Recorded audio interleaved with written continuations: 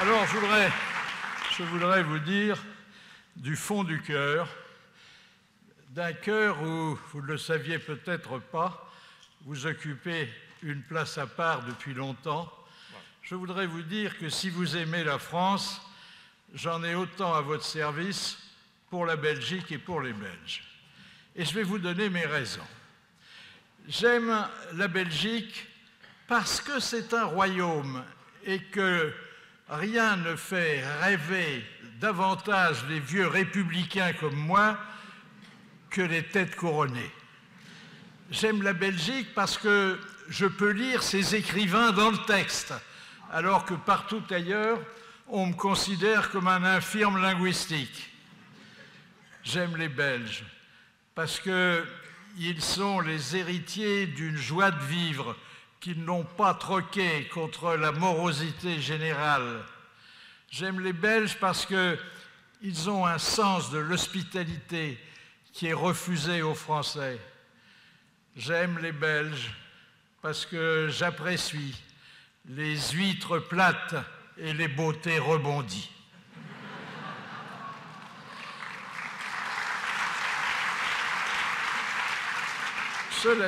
Cela dit, je mets en garde les jeunes qui sont présents et qui seraient tentés, parce qu'on m'a présenté avec une certaine indulgence, qui seraient tentés de me considérer comme une référence. Je n'en suis pas une.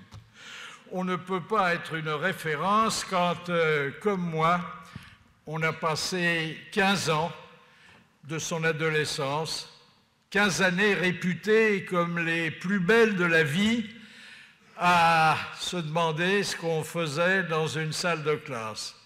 Un calvaire, un véritable calvaire qu'à l'époque, j'ai résumé en 2 alexandrins. Je vais essayer de m'en souvenir. Oh, c'est très simple. Et tout mon désarroi, toute la peine que j'ai éprouvée pendant ces 15 années est résumé dans ces 2 vers que d'aucuns jugeront peut-être un peu boiteux.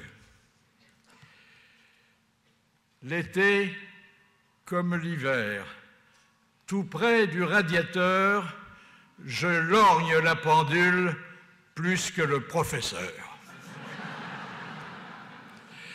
Alors, aujourd'hui, bien sûr, avec le recul, je me repens. Je me repens, et si c'était à refaire, je ne serais pas comme je l'ai été à l'époque, et bien avant qu'on invente l'écologie, un véritable pionnier de la lutte contre la déforestation. Et comment je faisais? Eh bien, en rendant à chaque examen, à chaque composition, des copies entièrement blanches qui pouvaient resservir à d'autres élèves. Je suis passé à côté de mes études et mon cursus est maigre. HEC, c'est-à-dire les hautes études communales, et ensuite bac-4, c'est-à-dire bac raté 4 fois. Et pourtant, la 4e fois, j'avais vraiment bachoté.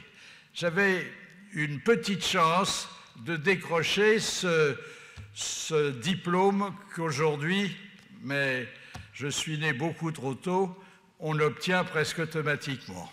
Oui, j'avais une chance, j'étais même gonflé à bloc. Et pour sacrifier à la mode de l'époque, car le stylo à billes n'existait pas encore, j'étais arrivé au centre d'examen avec une bouteille de cette encre violette dans laquelle je trempais ma plume, et pour faire comme tout le monde, j'avais attaché avec une ficelle cette bouteille d'encre violette que je faisais tournoyer au-dessus de ma tête. Bon, ça aurait pu être un très beau spectacle si la bouteille n'avait pas rencontré un mur et si ma belle chemise blanche, que ma mère m'avait spécialement repassée pour l'occasion, n'avait pas été complètement souillée et celui qui la portait ridicule, au point que je ne me suis même pas présenté à l'examen. Donc je ne peux pas dire que la 4e fois je l'ai raté, Non, je n'y ai pas participé. Ensuite, je ne voudrais pas que vous me considériez comme un conférencier. Je suis un causeur, bon, je suis un raconteur. Et j'ai pris quelques distances avec le métier de conférencier le jour où j'ai entendu un humoriste dire « Tous les hommes parlent pendant leur sommeil. Il n'y a que le conférencier qui parle pendant le sommeil des autres. » Ce jour-là, je me suis dit, il y a des risques qu'il vaut mieux ne pas prendre. Alors, au départ, et ce départ se situe bien des décennies avant l'arrivée, rien ne me donnait le droit d'éprouver ce soir l'honneur et le plaisir que j'ai à être en face de vous. Rien du tout. Ni mes origines, plutôt modestes. Je suis le fils d'une mère opticienne qui, pour boucler les fins de mois, donnait le soir des leçons de piano, et d'un père tailleur pour hommes. Pas plus avantagé du côté physique, puisque celui que vous voyez ce soir est à peu près, bon, plus endommagé, mais à peine, celui que je pouvais présenter quand j'avais 18 ans. Bon, la culture, n'en parlons pas.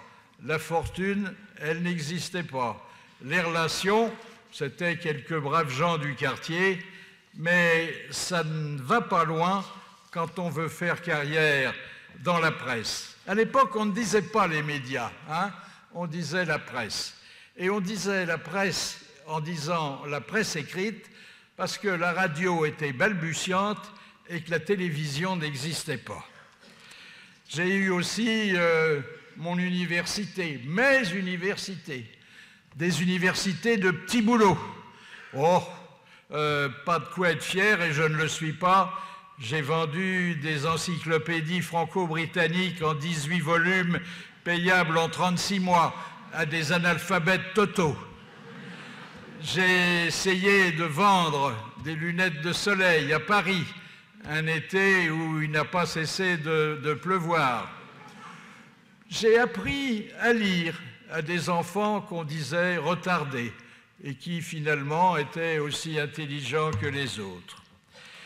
Et puis, je dois avouer que j'avais très tôt la vocation. Et croyez-moi, c'est le maître mot, un mot dont on ne parle pas assez dans les écoles, dans les universités, mais peut-être parce que l'orientation professionnelle n'y a pas fait beaucoup de progrès. La vocation, c'est d'abord l'assurance de ne pas faire n'importe quoi, le métier de ses parents ou d'un voisin de palier. C'est d'avoir en soi une attraction, une attractivité pour un métier que parfois il faut connaître parce qu'on se fait des idées. C'est pour ça que faire un stage dans un journal avant de dire « je veux être journaliste », c'est, je crois, une sagesse.